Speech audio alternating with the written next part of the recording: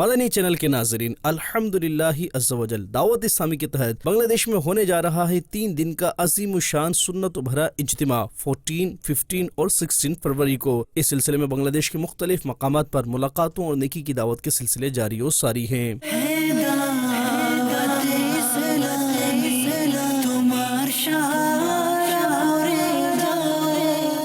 اسی مناسبت سے رکن انٹرنیشنل افیئرز ڈپارٹمنٹ اور نگران بنگلہ دیش مشاورت کی چٹاگانگ کے مختلف مقامات پر قائم دارالمدینہ کی برانچ میں آمد ہوئی، جہاں انہوں نے دارالمدینہ کی برانچ کا وزٹ بھی کیا اور ذمہ داران سے ملاقات اور اجتماع کے حوالے سے مختلف امور پر گفتگو کا سلسلہ بھی ہوا۔ دوسری جانب چٹاگانگ کے ہی ایک علاقے میں دعوت اسلامی کو ملنے والے پلاٹ کا وزٹ کرتے ہوئے رکن انٹرنیشنل افیئرز ڈپارٹمنٹ نے مدنی خبروں کو بتایا۔ اس وقت ہم جس زمین پر موجود ہیں نا، یہ الحمدللہ انوارہ میں ہے، اور یہ دعوت اسلامی کو کسی نے تحفہ گفٹ میں دیا ہے۔